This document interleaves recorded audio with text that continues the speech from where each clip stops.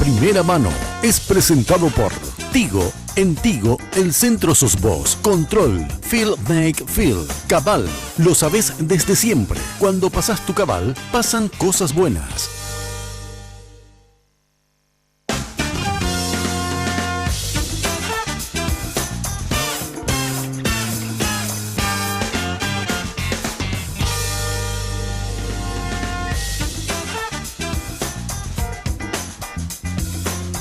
Muy buenas noches, ¿cómo están? Qué gusto saludarles, como cada noche de miércoles a través de Red Guaraní, de primera mano, como cada semana.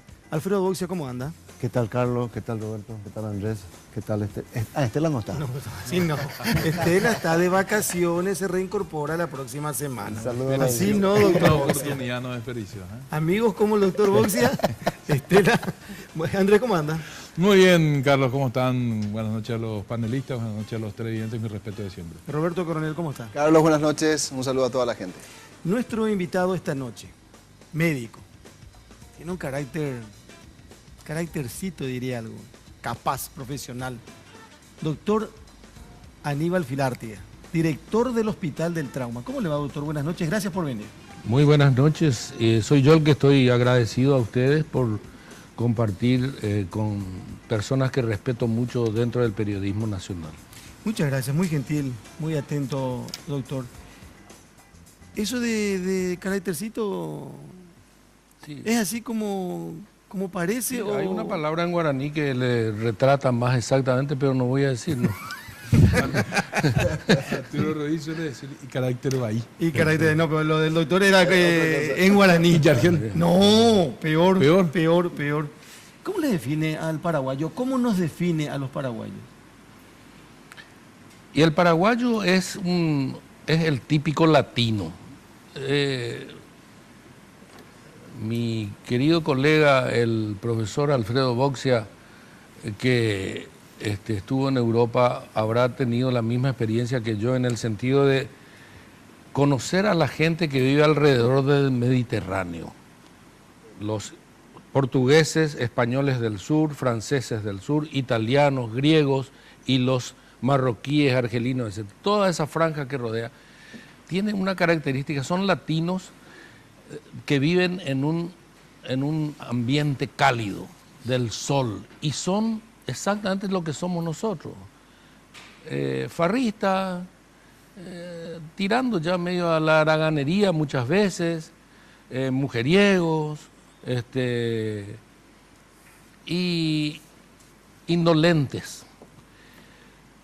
Pero esa es una característica así del día a día, porque realmente el paraguayo ha dado muchísimas muestras de valor y de seriedad en el momento que es necesario. Pero en la vida de todos los días es un poco como que toma la vida de una manera, y hasta las desgracias las toma de una manera, digamos, bastante particular. ¿Hay una diferencia entre el paraguayo que vive en Paraguay y el paraguayo que vive en el extranjero? Sí, absolutamente. El paraguayo que vive en el extranjero es el primero en alinearse y adherirse a todas las reglas, leyes y reglamentos que existan en la región. Es el más educado, el más... inclusive en el trabajo es el que sobresale muchas veces. Sin embargo, acá no es tan así. Yo no sé si es porque el ambiente hace que esa personalidad así un poco irresponsable sea parte de las características de nuestros compatriotas. ¿Usted se recibió de médico hace casi 50 años, puede ser? No, bueno, cerca ya, porque me recibí en el 72, son 45 años. No estuve muy No, lejos. no, claro. Son muchos años de profesión, ¿eh? Sí, 45. Al comienzo, 4 años en Francia, ¿verdad? Sí, al comienzo estuve hasta el 75, hice residencia de cirugía con el profesor Riveros, Juan Neto y Silvio Díaz Escobar, que son mis maestros paraguayos, digamos, en la cirugía. Y posteriormente viajé a Francia por 4 años. ¿Y después cuando vuelve qué hace? Y cuando vuelvo, entro de nuevo al hospital de clínicas, soy jefe de cirugía de la Cruz Roja y debo decir que si bien tuve mucho éxito en la medicina privada, y esto no es un alarde, mi colega, el profesor Boxia, puede decir, porque conoce bien, que he tenido siempre mucho éxito en la medicina privada, pero no me dejé tentar por eso solamente, pudiendo haber ganado tal vez más dinero y dedicándome exclusivamente a eso, pero siempre tuve la percepción de que tenemos que devolverle a nuestro pueblo lo que el pueblo pagó por nosotros. Y eso no es un recitado, es la verdad. Ese pueblo que trabaja y que paga nuestros estudios, que son bastante onerosos para el Estado. Y desde entonces me dediqué al hospital de clínica, al cual le dediqué 40 años de mi vida. Por eso creo que cuando se habla de campesinos, cuando se habla del pueblo, tengo derecho a opinar porque conozco mucho y porque he estado mucho al lado de ellos. Sí, hay una disrupción ahí en tu carrera cuando asume Rodríguez. Andrés Rodríguez. Andrés Rodríguez, después de la caída de Stroessner. Cuando hay un ofrecimiento que ya de por sí era curioso, el ser embajador paraguayo en Francia, y una aceptación que también nos sorprendió mucho, ¿verdad? Porque hasta ese momento nadie te veía fuera de la medicina, doctor. Realmente a mí también me sorprendió. Y la historia es así. Yo era presidente del Círculo Paraguayo de Médicos en ese momento. Y el profesor Mersán, el abogado, no el médico, Carlos Mersán, Tributarista. el tributarista, se encuentra conmigo en un casamiento y me dice: Aníbal, quiero tu currículum porque yo me nombraron presidente de la DIVEN y quiero tener un representante del gremio médico y me parece que vos podés ser, puesto que sos el jefe, el presidente. Le di mi currículum. Aparentemente eso fue a un escritorio donde había pilas de currículum y estaban siendo revisados por, entre otros, el doctor Alberto Nogués. Y que pareciera que en un momento dado él te dijo: este es un buen candidato para ir a embajador, al ver mi currículum. Y así salió. Y el doctor Argaña, que era el canciller, me llama un día temprano a las 6 y me dice: el presidente te espera. Pues a Argaña yo le solía ver en San Bernardino jugando tenis algunas veces. Me llamó y me dijo: el presidente quiere verte a las 7. Y le digo yo: ¿y por qué? ¿Qué pasó? Y me dice: no, yo no te puedo decir, te tiene que decir él. Entonces empecé a hilar y pensé que me iban a agradecer porque uno de los soldados más queridos de Rodríguez recibió una herida de granada. En el golpe del 89. En el golpe. Inmediatamente después fue esto, yo estoy hablando un mes después aproximadamente. Entonces le vieron en el hospital militar y dijeron: no, esto está en el medio del hígado, hay una esquirla grande de granada y nosotros no queremos operarle. Y la hija de Rodríguez me llamó y me pidió que me hiciera cargo y le dije: yo no tengo problema, le voy a operar, pero ustedes van a pagar el sanatorio Migones porque yo no me voy a arriesgar, quiero tener todo. Y había una fundación que pagó todos los gastos de internación y derecho operatorio y medicamentos, no el equipo, por supuesto. Y fue la operación más fácil de mi vida, porque abrí y en la cisura hepática, que es una división natural que tiene el hígado, se había metido eso, o sea que agarré una pinza y saqué, y terminó todo el drama que se tejió alrededor de ese paciente. Muchos me dicen: te fuiste de embajador porque le operaste al soldadito. Y realmente no fue así, porque yo me fui como para que me agradezcan eso, pensé que eso iba a ser, y me dice, después de un preámbulo, me dice el general Rodríguez: bueno, doctor, quiero que se vaya usted a Francia. ¿y qué voy a hacer? Le dije, yo pensé que iba a ir una comisión, había una deuda con el Club de París y se iba a ir una delegación y yo pensé que por mi francés me pedían que me vaya.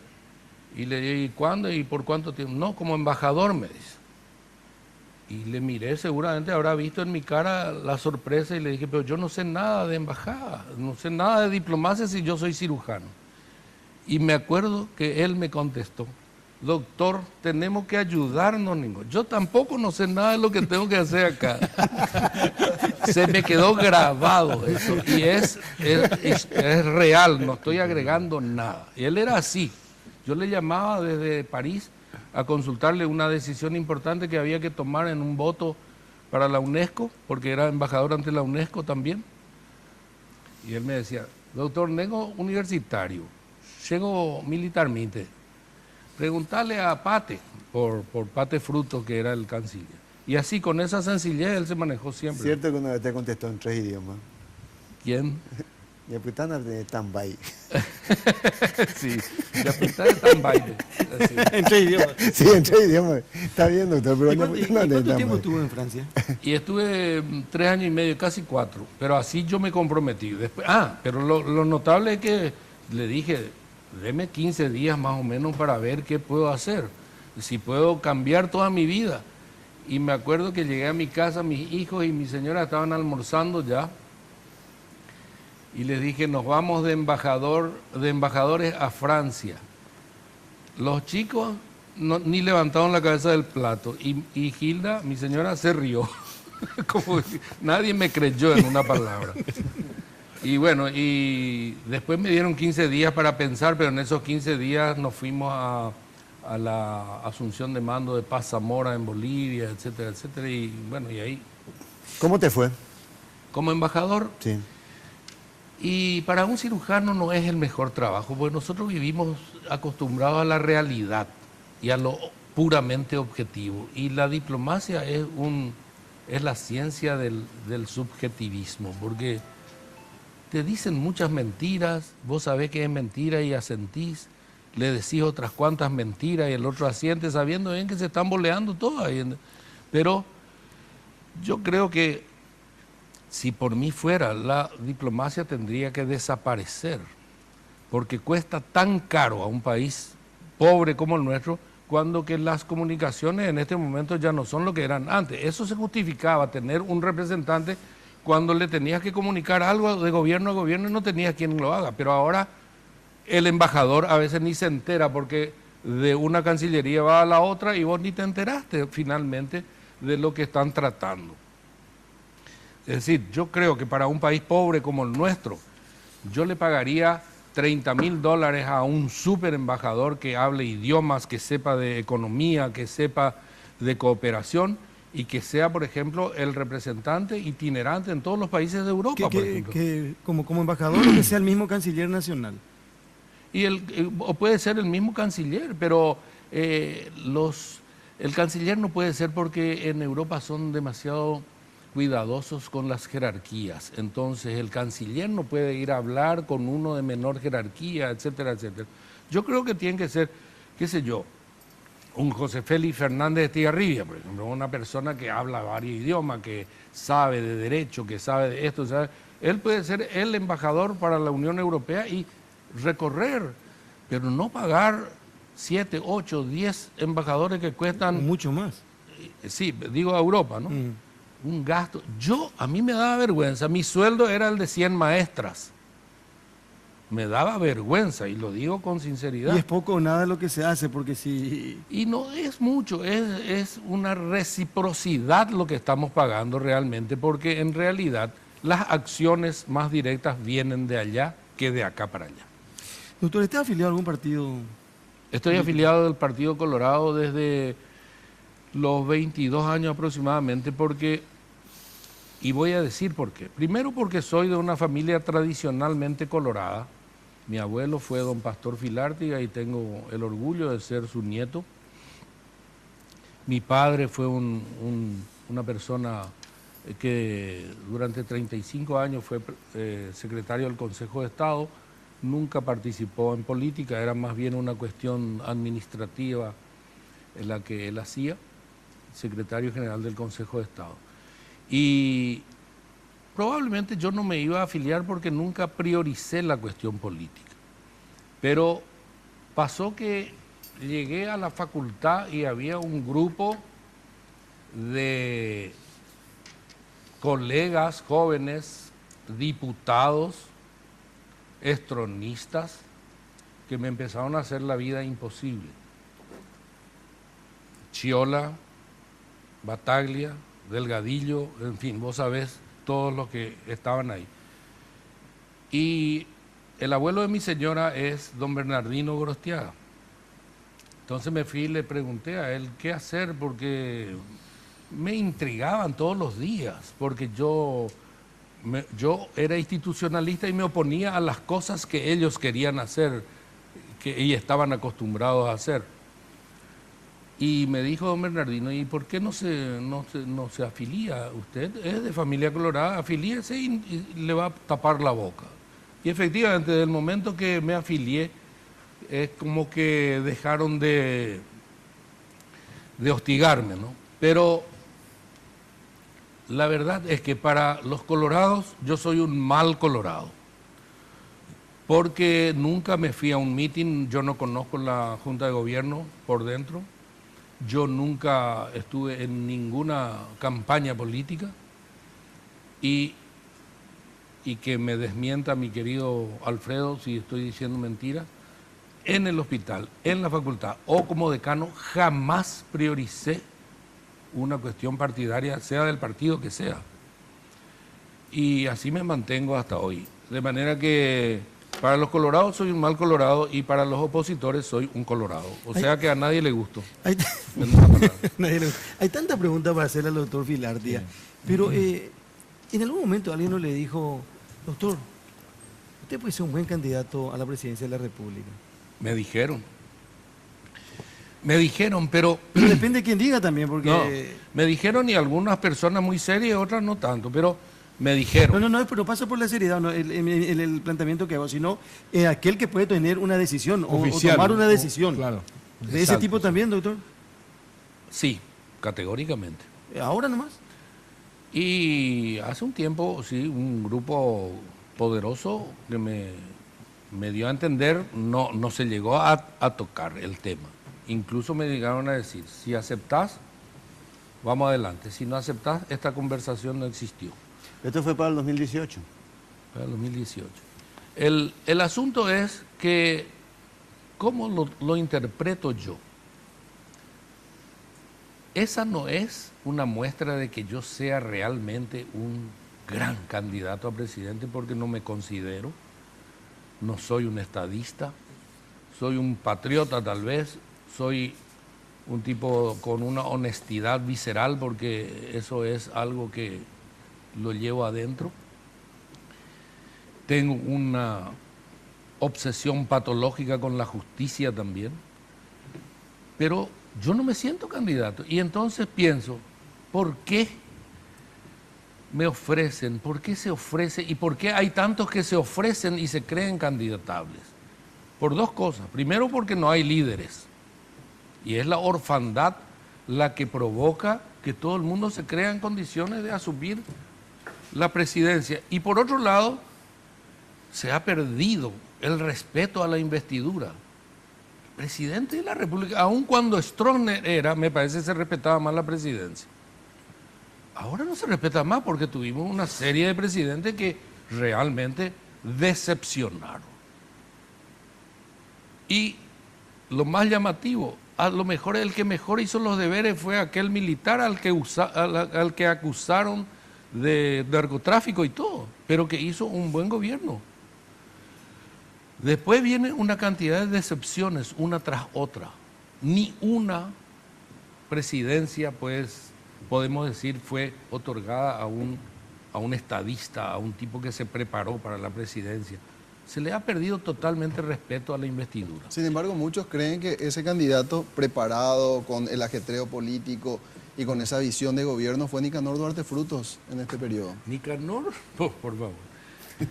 ¿Perdón? Por favor. A Nicanor lo conocí yo estando de embajador en Francia, lo llevó Seifert. Ángel Roberto Seifert. Sí. Ministro de Educación era... Claro, Nicanor era un reportero del diario Última Hora. Un periodista Nicanor, del diario un periodista.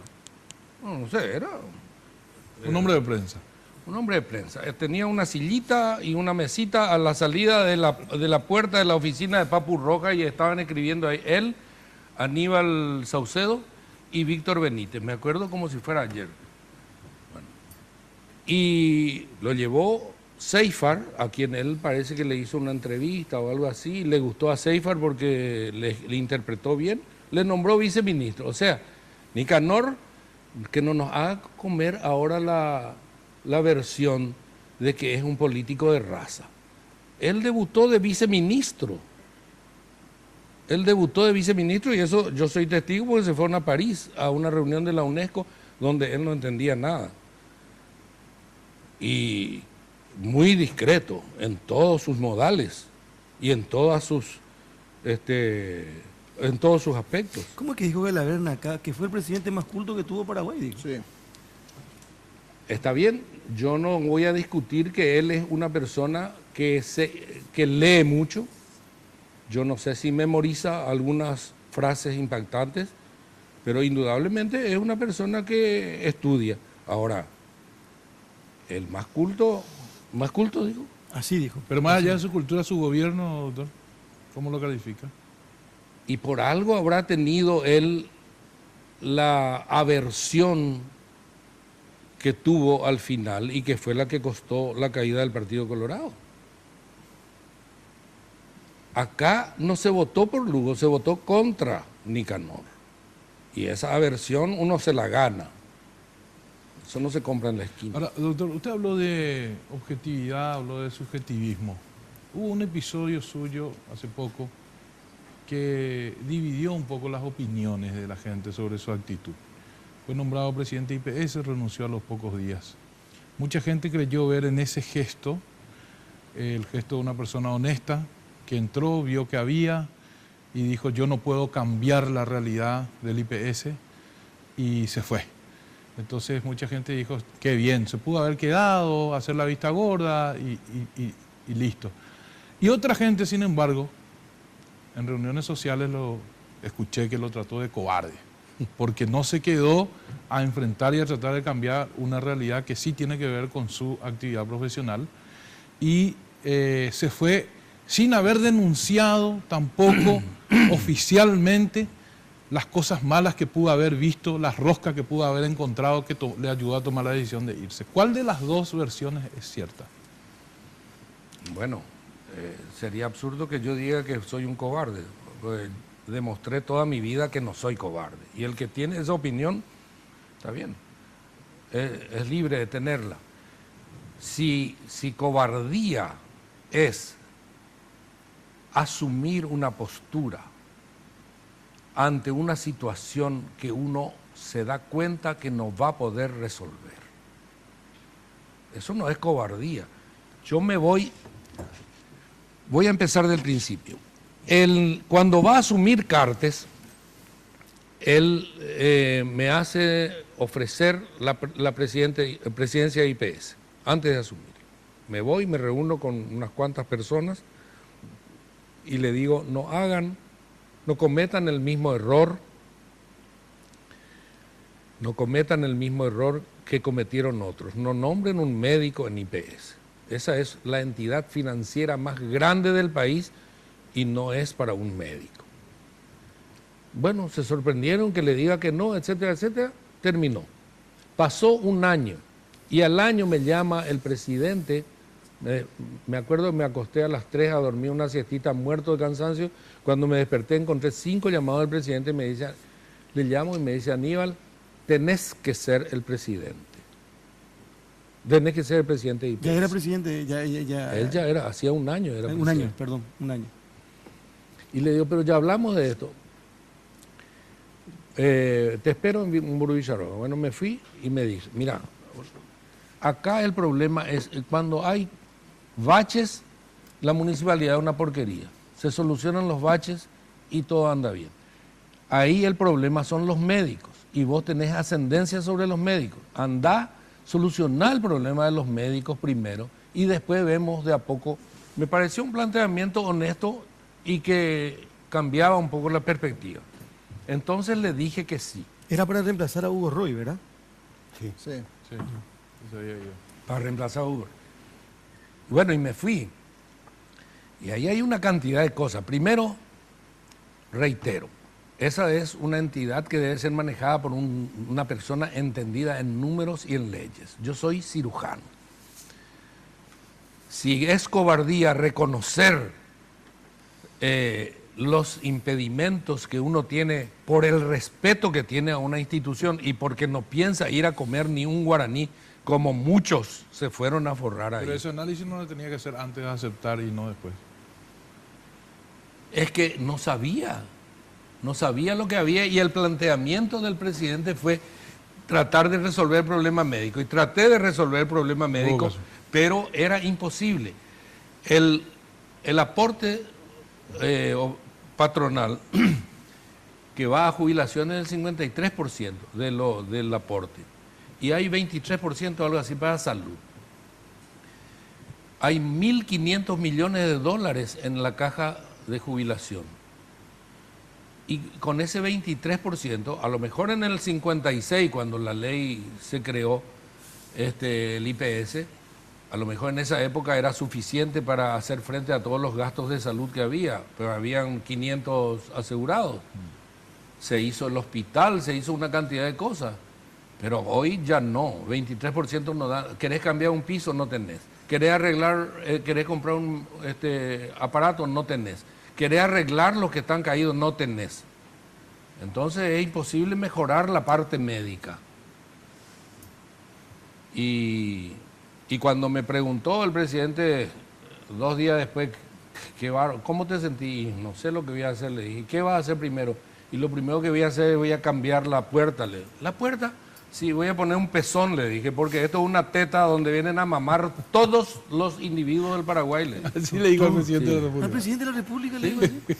¿Al presidente? ¿Es cierto que le ofrecieron incluso cuando se le nombró algún dinero? Sí, pero yo ya expliqué eso. Me ofrecieron $100.000 mensuales de un lobby de bancos que nunca voy a saber cuáles son. Se ofendieron los de Azuban, no sé qué. Le expliqué yo a Beltrán Maqui que yo no puedo decir quiénes son porque no sé.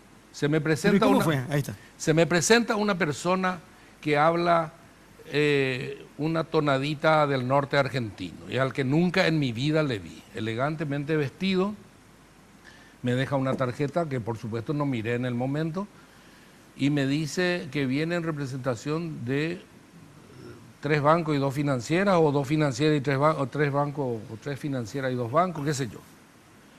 Y que se habían reunido la noche anterior y decidieron que mi participación iba a ser de $100.000. ¿Y quiénes son?, le digo. Bueno, eso no le puedo decir en esta etapa, me dice. ¿Y qué tengo que hacer?, le dije. ¿Me tengo que sacar el pantalón?, le dije. Y me dice, con los ojos abiertos, me dice, no, esto es una rutina, es una cuestión que está establecida. Repito, son palabras de una persona a quien yo ni conozco y que es totalmente irresponsable. Pero como me preguntan, yo cuento cómo ocurrió. Y le digo, ¿y qué tengo que hacer? Y me dice, y no, usted tiene que prometernos que no va a mover las tasas de interés y no va a mover los plazos durante 2 años. Si eso nos promete, $100.000 mensuales y a fin de año otros 100.000 de aguinaldo. Con aguinaldo y todo. Sí, y eso es, pero por oro para ellos, porque la ganancia de tarjetas es de más de $100 millones por año en los bancos. Fíjese que fue casi interventor de la UNA.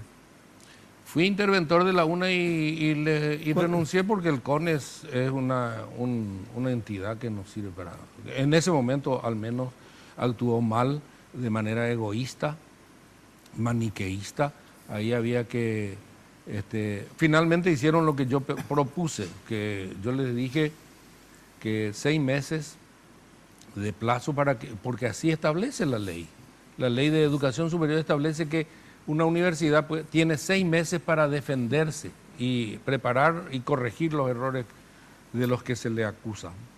Doctor Filartiga, esto que contaste de los bancos de IPS, cuando asumiste en mucho más pequeño, y además me lo contaste a mí, no sé si lo dijiste en público, no es necesario que lo digas si no querés, pero en mucho más pequeño también te ocurrió en la Facultad de Medicina. Así mismo. Siendo porque fue mucho tiempo decano. No, poco tiempo, porque estaba... Al entrar un compañero mío de facultad, de curso, no voy a decir su nombre, él sabe a quién me refiero, se sentó y me dijo, yo voy a ser tu recaudador. ¿Y qué es eso? Le digo. Y yo era el recaudador, él estaba en el consejo anterior. Y fue electo para ese consejo mío también. ¿Y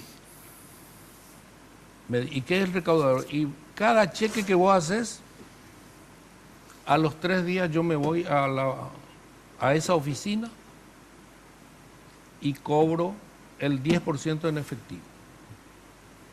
Y traigo acá para que se reparta. Cada cheque que recibías de Coima. No, cada cheque que yo hacía, yo pago un claro, tomógrafo, por los 800 pagos. millones, Ya, y el 10% automático, Claro, yo compraba Geniol. Él te cobraba el Era 10. agilizar. No, era agilizar el pago a la gente que quería cobrar. Él les decía, era un facilitador. No. No, desde la licitación ya estaba doñado. Carlos Báez vende equipos a la Facultad de Medicina. Muy bien, a fin de mes venís con tu factura, yo te hago un cheque por 100 millones de guaraníes que te estoy debiendo, o la cuota que El servicio. te pago, los 100 millones. Pero vos sabés que se va a ir mi recaudador a tu casa dentro de 3 días y que le tenés que dar el 10% en efectivo. Y claro, de cada pago que se le hacía, había un porcentaje que tenía que ¿Qué pasó venir. ahí, doctor? Y le eché. Y salió retrocediendo y desde la puerta, como si yo fuese un marciano, me dijo, no le cuente a nadie esto a Aníbal.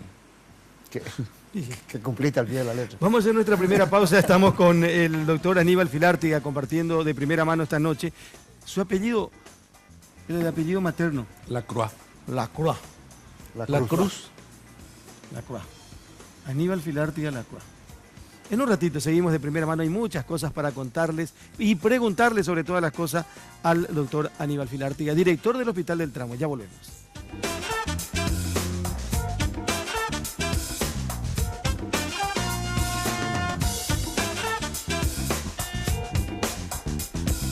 Si tenés TV de Tigo en casa, jugás de local. Viví la pasión del fútbol nacional con imagen digital en alta definición. Consulta disponibilidad técnica y contrata tu plan desde 99.000 guaraníes llamando al asterisco 611 o al 021 618 9900. Porque en Tigo, el centro sos vos.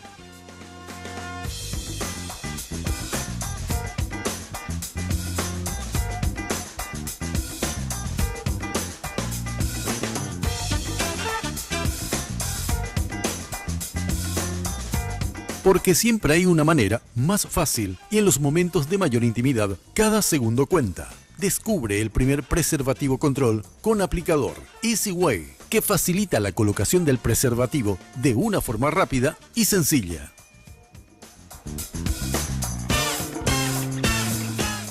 Sugar, confitería, heladería y cafetería. Cada acontecimiento puede tener un toque ideal con nuestros bocaditos dulces y salados. Todas nuestras exquisiteces la podés recibir donde vos quieras. Sugar, Avenida República Argentina, 1194, esquina de Las Palmas. Reservas y delivery al 601-995, 611-475 o al 0982-827.000.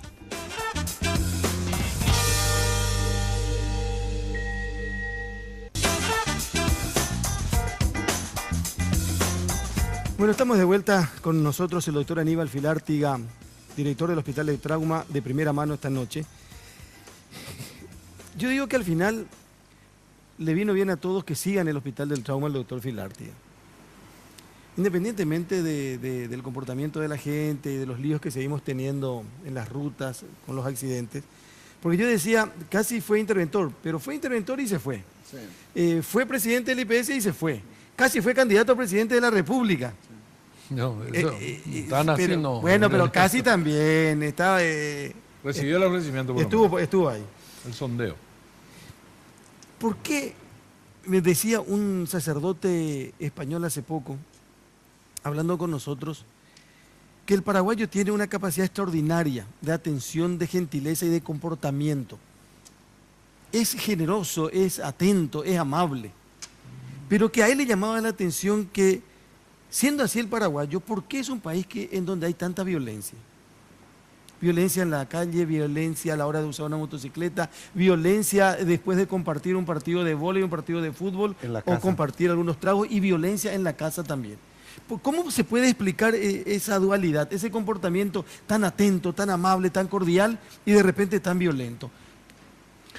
En primer lugar, es un poco de fachada nomás también eso de tan atento, porque famoso, un saludo, uno de estos días vamos a comer un asadito y ese asadito nunca llega. No, pero esa es una forma de ser un poco superficial y que me desmienta Alfredo. El francés, el belga, el europeo en general son fríos, apenas te saludan. Pero el día que te abren la puerta de su casa, podés agarrar su auto, ir, o sea, realmente se abren. Acá no es tan así. Acá es hasta cierto punto nomás toda esa amabilidad. Pero yo creo que es fácil entender eso.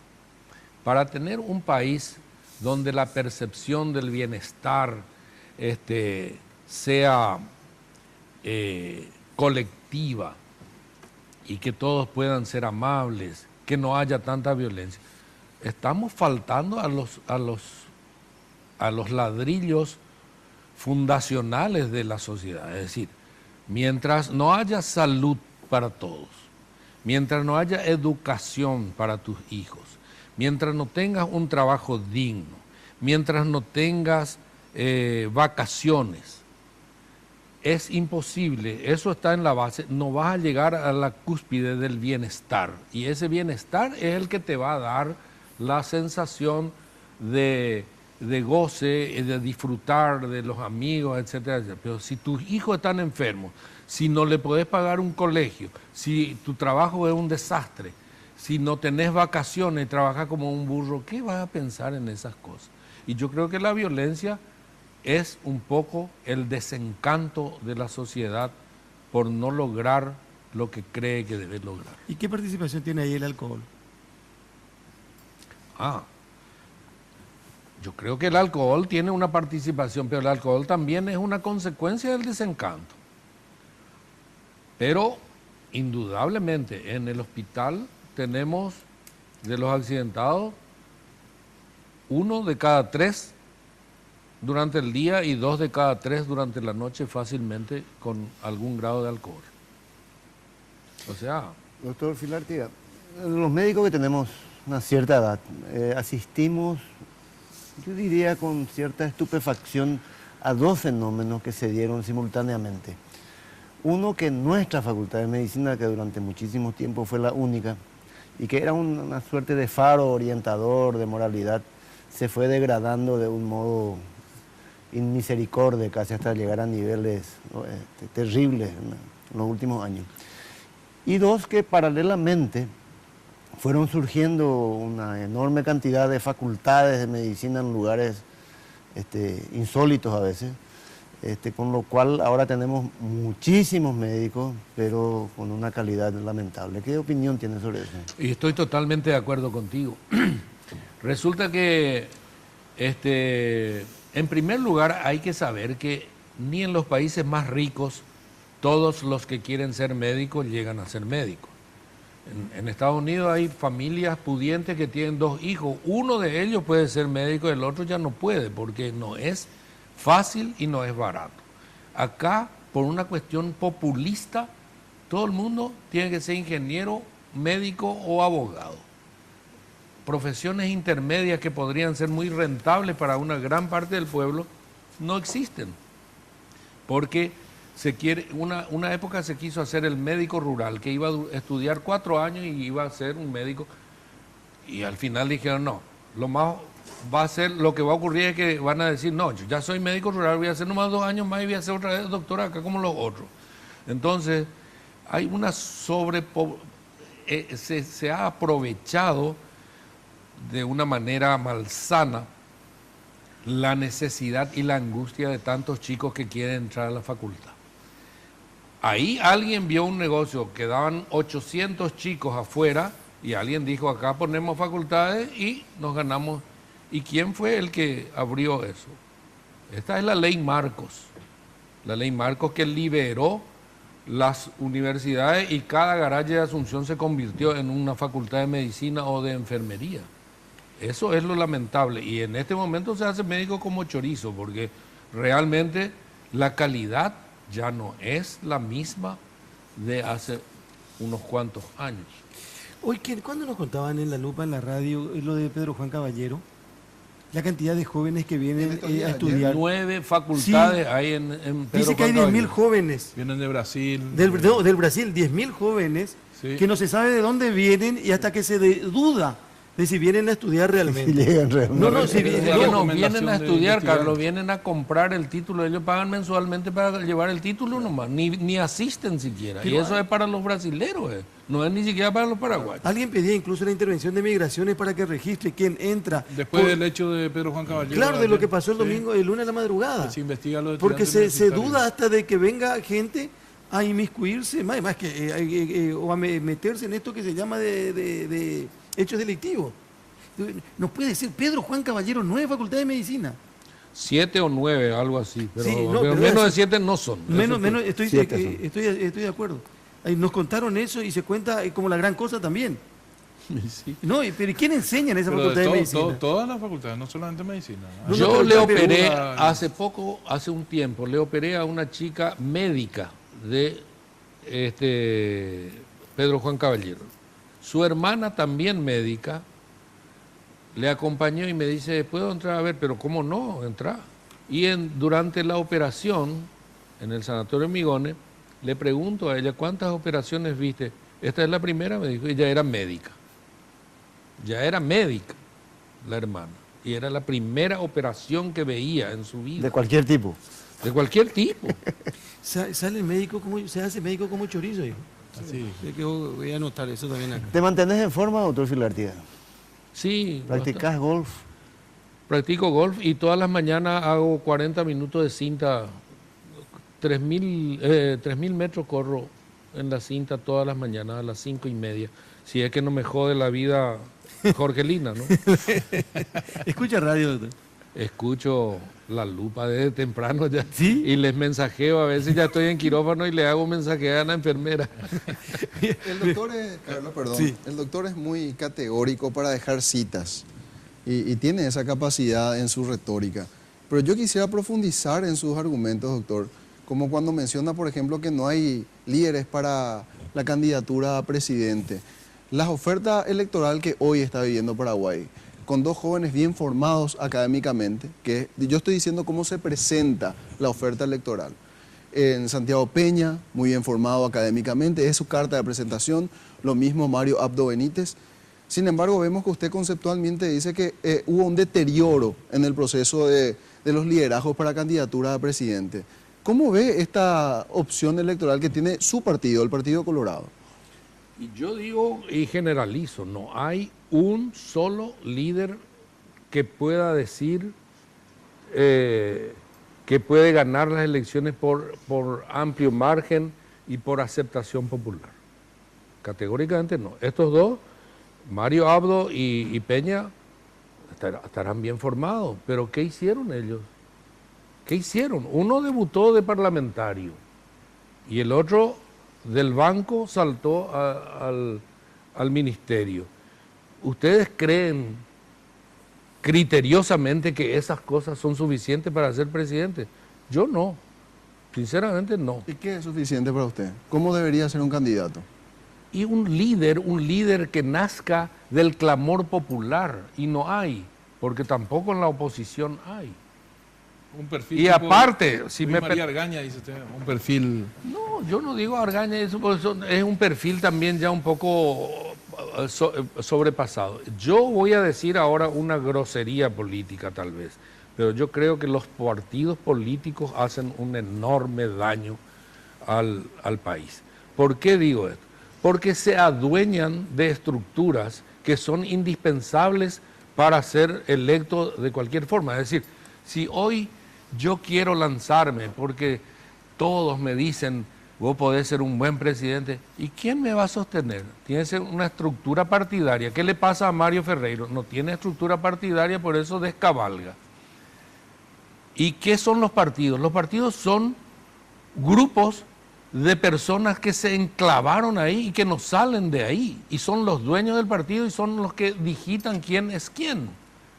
Entonces, para mí, eso va contra los más elementales preceptos de la democracia. Lamentablemente es así. Yo no sé, a lo mejor un politólogo de la jerarquía del doctor Boxia puede desmentirme, pero y a lo mejor con todo criterio, pero un ciudadano común como yo ve así, como que los partidos políticos que encima reciben una cantidad inmensa de dinero se adueñan de estructuras que son indispensables para llegar a algún lado. Entonces, ¿qué vamos a hacer? Podés traerle a John Fitzgerald Kennedy y no va a ser electo acá, porque se van a oponer Alegre, se va a oponer el Partido Colorado, y se va, o sea, no hay. Y la gente tampoco le va a votar. Y la gente porque vota a los colores. Le va a votar a los colores, a veces rojo, a veces azul, pero generalmente verde. Por fin alguien que coincide conmigo. Una Y cuando digo reflexión- verde no digo frente Verderista. Guazú, hablo de los verdes. La vez pasada un médico anciano ya me comentaba, me dijo una frase que me hizo pensar bastante, que la cantidad de mutilados que se ve hoy en día por los accidentes y que pasan todos frente a usted en el Hospital del Trauma, constituye una generación que los paraguayos no veíamos desde el fin de la Guerra del Chaco, cuando había una enorme cantidad de mutilados y lisiados en las calles, producto de las esquirlas. Pero, doctor, la estadística era el doble de la cantidad de mutilados que hubo en el Chaco, dejaron las motocicletas, los accidentes de motocicletas. Esa es nuestra Esa guerra es del nuestra- Chaco. claro. Y esa es una batalla perdida. Y yo creo que va a ser una batalla perdida mientras persista ese número inmisericorde de motocicletas que salen a la calle. Porque si no hay un buen transporte público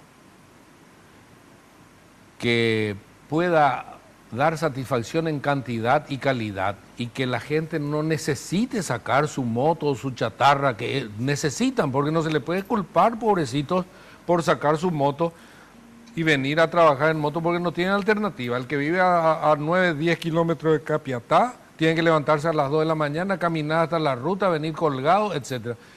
Si se soluciona el problema del transporte, van a desaparecer las grandes masas de motociclistas. yo Ahí creo. también hiciste una frase que causó polémica en su momento, de que se prohíba por unos años la fabricación de motos. No, yo no dije eso. No fui yo el autor, pero podría serlo. Bueno, yo no estoy, doctor, con todo respeto, yo no estoy muy de acuerdo con eso, porque hay que ver también la capacidad que tiene cada persona para hacerse de una movilidad, en este caso de una moto. Yo creo que el uso incorrecto del vehículo, incorrecto, y la falta de control en el tránsito, hace que hoy tengamos que lamentar muchas situaciones y con víctimas hasta fatales. ¿No? Puede ser, pero digo nomás, una motocicleta está hecha para 2 personas, cada una con casco, por supuesto. Ni una de las 2 usa casco. Se van, en vez de 2, usan 4. 5. Una criatura, o 5, ahí tenés una fotografía, ¿verdad? Esta es 3, pero había otra fotografía con mayor cantidad de gente. Pero aparte de eso, no se le teme a la policía, al control no se le teme. Pero no. Está prohibido que niños de 12 años estén en una motocicleta. Mirá esta- Hay niños de 12 años que manejan motocicletas, doctor.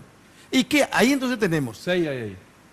el control, Policía Nacional, Patrulla Caminera, Policía Municipal de Tránsito, obtener un registro, como si fuera nada. Es salir del caballo a la moto, doctor. Totalmente O sea, de acuerdo. puede ser, yo no digo que no sea, o sea, si se puede evitar, bueno, si no hay otro mecanismo, perfecto. Pues yo creo que pasa también por la educación, por el control y la sanción de las instituciones.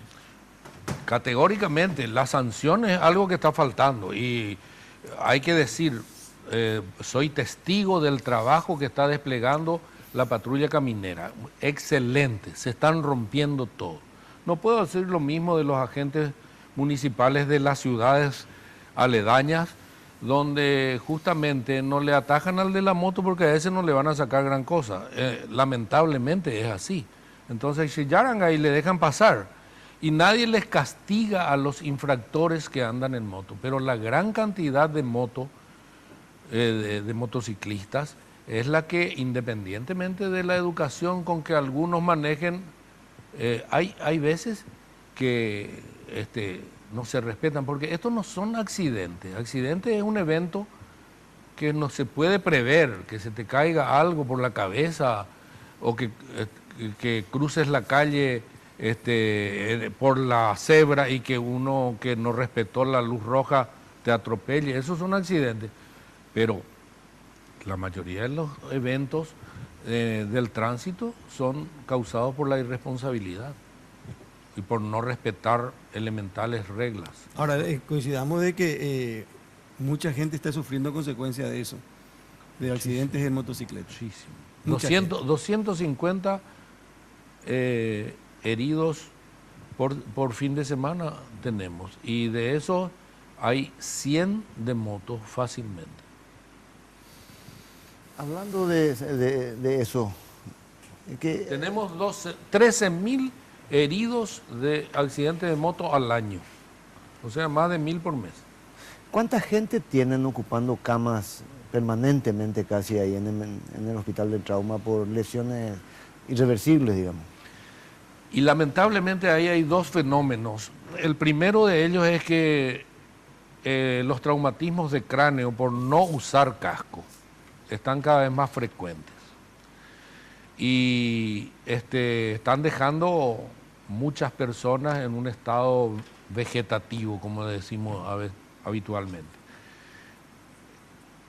Muchos de ellos, después de estabilizarlos, van a sus casas, pero no tienen la infraestructura necesaria, no tienen una cama articulada, un colchón de agua, un aspirador para la traqueostomía, una sonda para inyectarle la comida, y se mueren con escaras, infectados en meses. Pero el otro problema es aquellos pacientes que se hacen respirador dependiente, es decir, tenemos pacientes que tienen una fractura a nivel del cuello medular, con lesión medular y cuadripléjico, es decir, de acá para abajo nada, y esos están atados a un respirador. Si los padres no tienen el dinero para comprar un respirador o alquilarlo y llevarle a su casa, se tienen que quedar ahí, yo no los puedo echar, y tengo varios así, pero lo dramático es que en este momento de todas las camas que tenemos en el hospital de trauma en terapia intensiva, incluyendo terapia intensiva de niños, el 61% de las camas está ocupada por traumatismos graves de cráneo en personas que no usaban casco. Es decir, irresponsables que están saturando los servicios de terapia, y cuando hay alguien que necesita terapia no se puede porque están 61, 2/3 están ocupados por esta gente que debió tener casco y que no debió tener un traumatismo de cráneo grave. Qué terrible. Tenemos que hacer Perdón, Carlos, cuando analizan este tipo de cifras, pareciera ser como que hay una espiral infinito de conducción hacia la pobreza, porque la mayoría de las personas que utilizan motocicleta lo utilizan como una movilidad laboral para desplazarse para ir al trabajo, y son personas obviamente de escasos recursos que luego terminan imposibilitadas de poder seguir trabajando y se convierten en una carga para sus familias, y esto finalmente termina de vuelta conduciendo al Estado como el responsable de dar asistencia, de dar cobertura en salud, de dar cobertura ya sea con asistencia monetaria condicionada. Pueden existir múltiples factores, es decir, el problema te vuelve y te vuelve con un doble impacto. Cuando analizan esta situación y estas cifras, ¿esbozan por lo menos algún camino de solución o alguna política pública que se pueda establecer para salirse de esta situación apremiante, doctor? Digo como esbozo, no han encontrado una solución mágica. Lo que pasa es que nosotros estamos en una instancia que no es la que tiene que decir qué es lo que se va a hacer. Nosotros ya recibimos las consecuencias de lo que no se hizo. Y para mí el problema empieza desde el momento que se baja de la ambulancia. No me interesa cómo se produjo el accidente y termina cuando el paciente se va. No obstante, hemos hecho campaña y todo eso pensando concientizar un poco a la gente sobre el problema. Y la verdad es que hay muchas aristas. Yo creo que uno tiene que ser el transporte público. Dos, como dijo Carlos, debe haber un mayor control que no está habiendo. Debe haber un poco de conciencia ciudadana, le llamaría yo, a los vendedores de moto. Porque ellos fabrican, es absolutamente legal, dan trabajo a muchos compatriotas, ellos no tienen por qué preocuparse, ellos tienen que hacer una buena moto nomás y listo.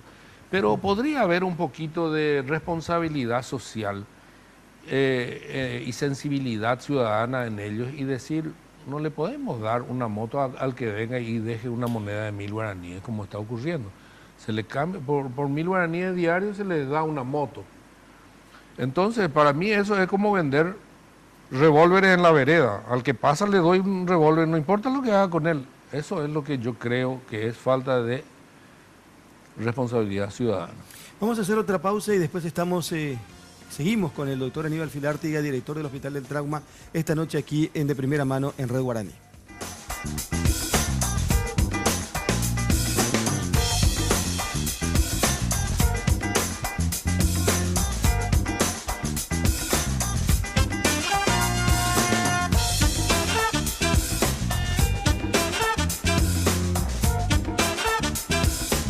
Porque siempre hay una manera más fácil y en los momentos de mayor intimidad, cada segundo cuenta. Descubre el primer preservativo control con aplicador Easy Way, que facilita la colocación del preservativo de una forma rápida y sencilla. Sugar, fábrica de momentos. Vení a descubrir ese toque que va a encantar a los tuyos. Tortas, postres helados, alfajores, variedad de bocaditos dulces y salados. Todo para ese mágico momento. Sugar, Avenida República Argentina, 1194, esquina de Las Palmas. Reservas y delivery al 601-995, 611-475 o al 0982-827.000.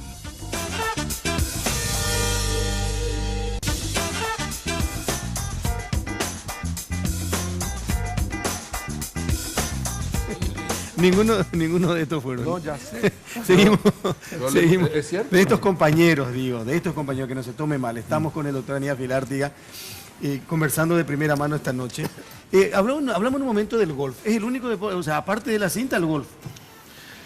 Y sí, porque es el único que puedo hacerlo sin molestar a compañeros. Si es que encuentro a mis amigos, juego con ellos, y si no, juego solo, porque hacer programa para jugar tenis, por ejemplo, ya me cuesta, porque a veces llega la hora y no me puedo ir y les hago la pera a mis amigos, así que dejé el tenis por eso. ¿Pero esto es desestresante o aburrido? La verdad es que es un conjunto de sensaciones. Yo me voy tempranito los sábados y domingos a Surubí. Y el paisaje, la tranquilidad, el sol. Se camina mucho. Camino 10 kilómetros. No. Ah, yo no conozco un solo golfista gordo. Camino. Hasta futbolista gordo hay. Camino 10.000 metros más o menos en 18 hoyos. En 18 hoyos. Roberto, ¿vos? ¿Qué? ¿Golf? No. ¿Doctor? Por tele. Me gusta ver. Qué fuerza. Pero si me decís cuál es el deporte que más me gusta, es el fútbol. Y yo jugué en Guaraní, en la época gloriosa de Guaraní. Soy olimpista, pero jugué en la época en que Ondino Viera era el director técnico. Yo tenía 15 años, me llevaban a jugar.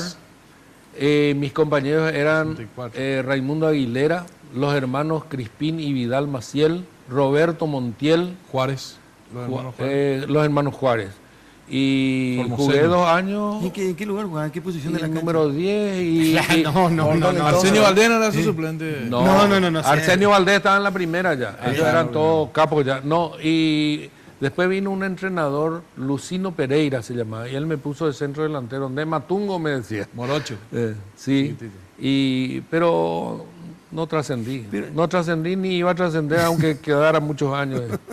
No, pero el fútbol es más complicado practicar a esta altura también, ¿verdad? Por varias razones. Claro, Necesitas más cantidad de gente, mayor cantidad de gente. Y te lastimás y es un drama. Sin embargo, el golf puede jugar solo, Sí. ¿verdad? Y el tenis puede hacerlo como mínimo Y de a dos. el golf en ese ambiente que describí, con 3 amigos que ya jugamos siempre, vamos caminando, vamos charlando, es muy agradable y desestresante realmente. Dijiste en un momento determinado, doctor, que podés hablar con propiedad de muchas cosas y de mucha gente. Estuviste 40 años en el Hospital de Clínicas. ¿Qué opinión te merece el sector campesino y estas movilizaciones campesinas que estamos viviendo hoy? En primer lugar, debo decir que para mí es una cuestión ineludible el servicio al pueblo. Y realmente por eso yo estoy enamorado y soy tan feliz en el Hospital de Trauma, porque así también en el Hospital de Clínica, porque ahí se está cerca de la gente que realmente necesita. Y yo siento afecto por cada una de las personas que atiendo. Sé bien cuáles son estos años, largos años al servicio de la gente más necesitada. Me dio la posibilidad de conocer profundamente cuál es su filosofía de vida, cuáles son sus reales necesidades, saber realmente de ellos. Por eso, cuando se habla de los campesinos, yo me siento autorizado a dar mi opinión. Y yo creo que estas movilizaciones tienen varias aristas. En primer lugar, no se puede reclamar derechos para uno violando los derechos de otros. Me dirán, es la única forma que se le atiende, y sí, tal vez, pero no es correcto. Para eso hay una ley del marchódromo que, entre paréntesis, parece que nadie conoce, porque nadie cumple. Y Ni se hace cumplir. Ni se hace cumplir. En segundo lugar, estoy absolutamente de acuerdo que este es un sector más postergado de nuestra sociedad y que debe ser motivo de una serie de medidas que de una vez por todas se tomen para favorecer y darle lo que necesitan para su desarrollo. Lamentablemente, no se puede negar, y sería ingenuo el que piense que ellos se movilizan por sí solos. Hay unos cuantos ahí dirigentes que viven muy bien, que tienen camionetas 4x4 y que están en este momento alojados en hoteles. Y estoy seguro que hay sectores políticos que están ayudando. Y justo en época preeleccionaria. Así que hay una serie de aristas que hay que entender.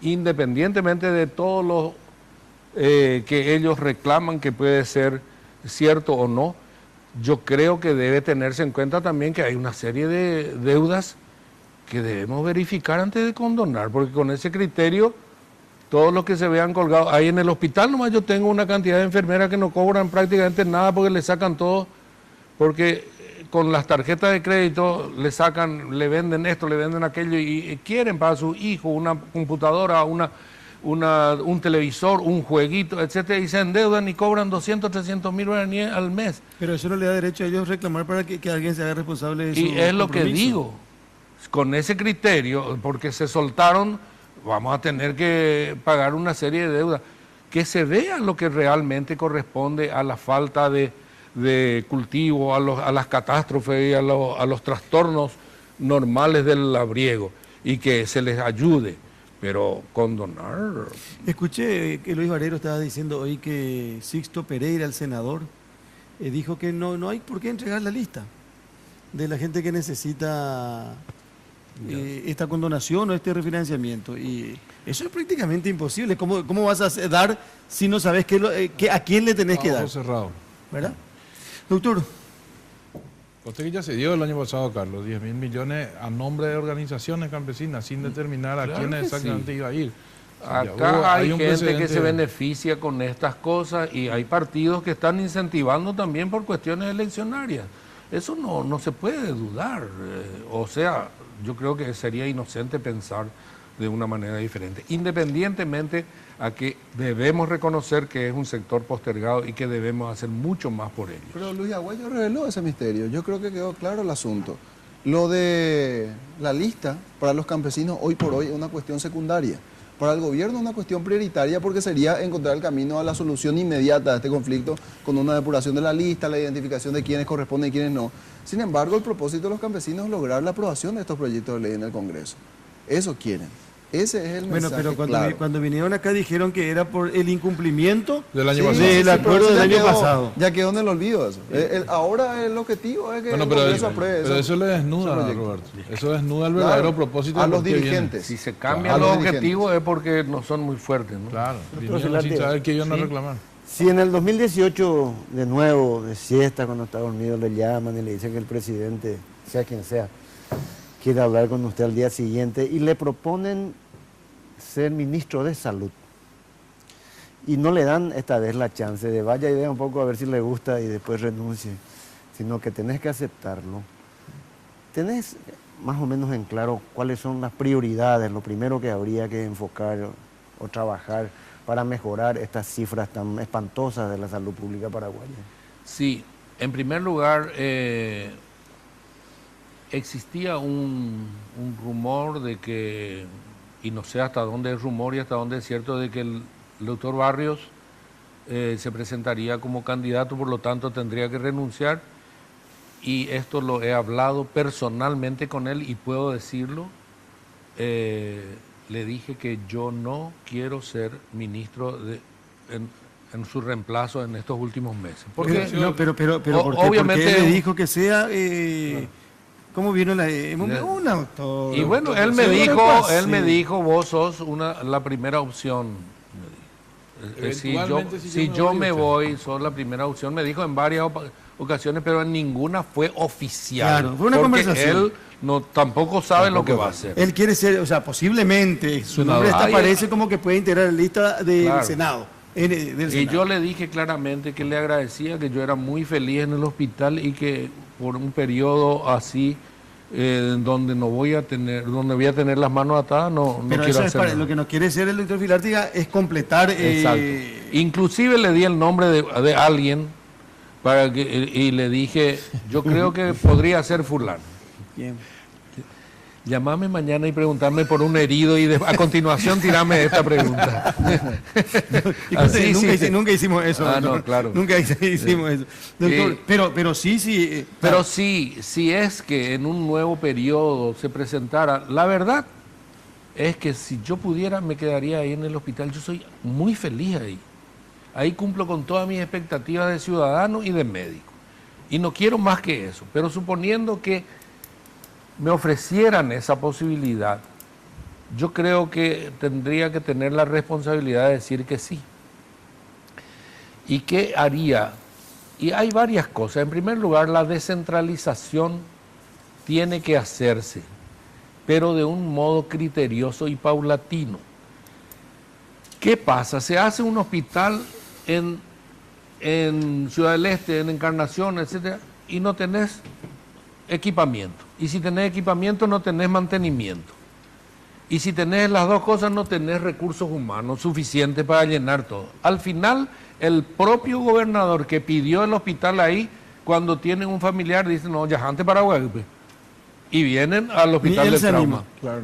Ni él se anima a ser atendido ahí, porque no están bien equipados. Entonces, hagamos un plan de aquí al 2030, hospital aquí, aquí, aquí, una red de ambulancias, vamos a tener tantos médicos, vamos a formarlos ahora aquí, inclusive en el extranjero hay ofrecimientos, y para el 2030 vamos a tener 5 o 6 hospitales de cabecera y una buena red de ambulancias. Pero ¿qué hacemos de aquí a 2030 es el asunto? Y mi idea es, aunque se enoja mucha gente cuando digo, es que mientras conseguimos esa red necesaria en cualquier país de primer mundo, una red de salud, tenemos que adaptarnos a nuestra situación. ¿Y qué es adaptarnos hoy a nuestra situación?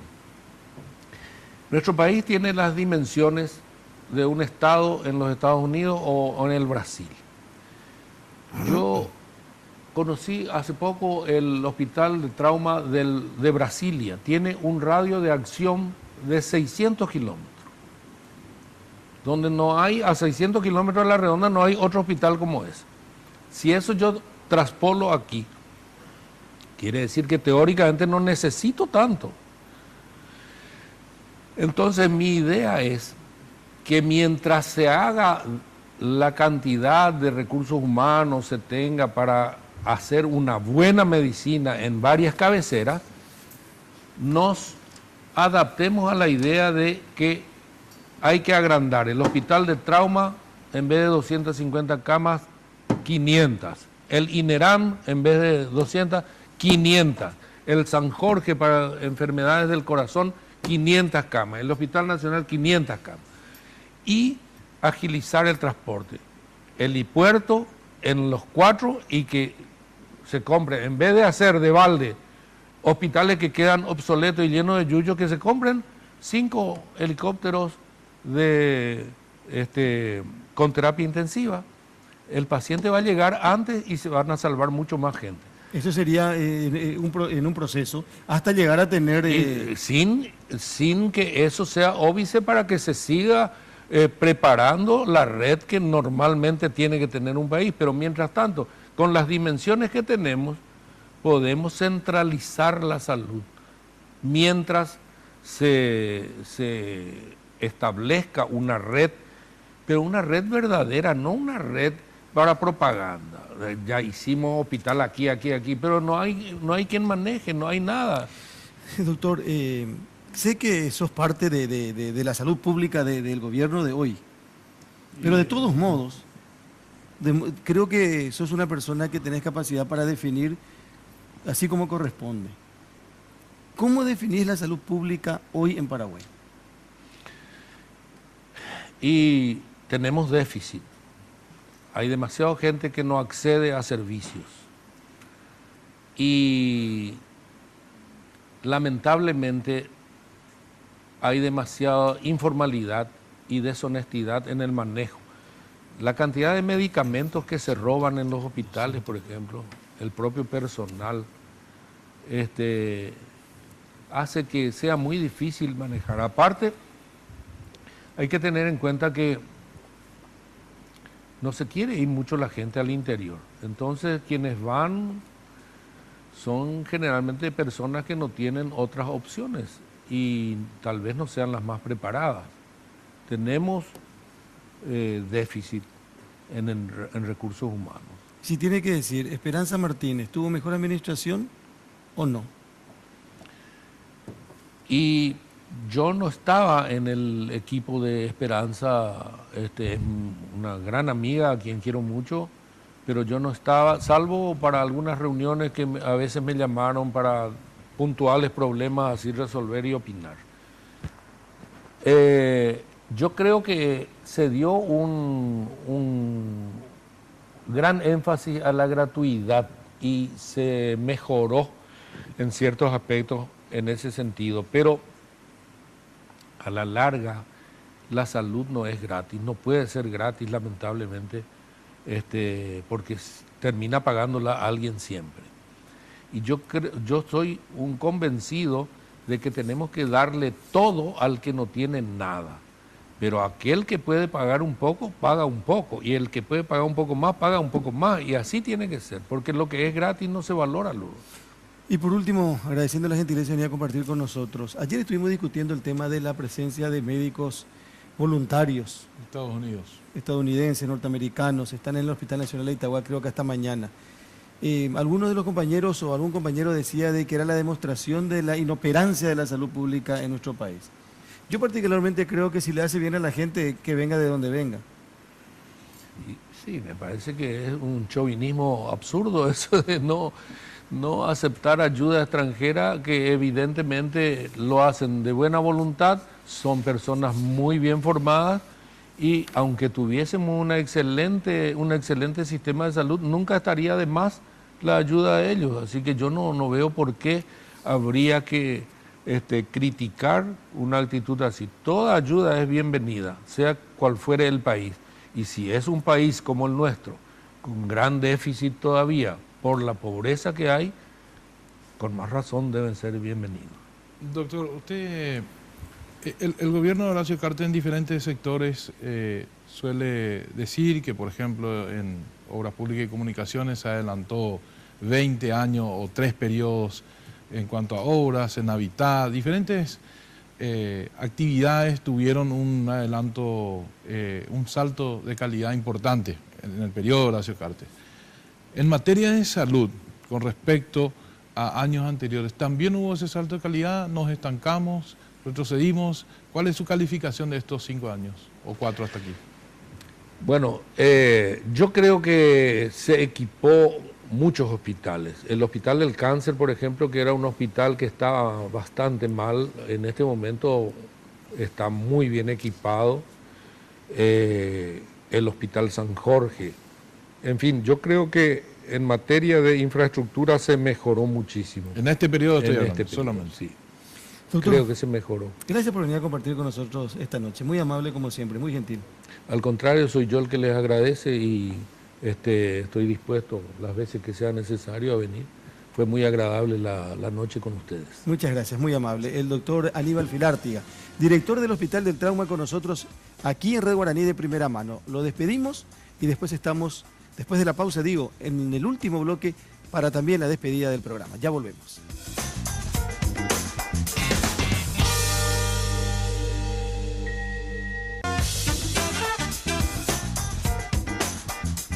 Bueno, señoras y señores, estamos cerrando nuestra presencia esta noche aquí en Red Guaraní. Quedaron algunas frases.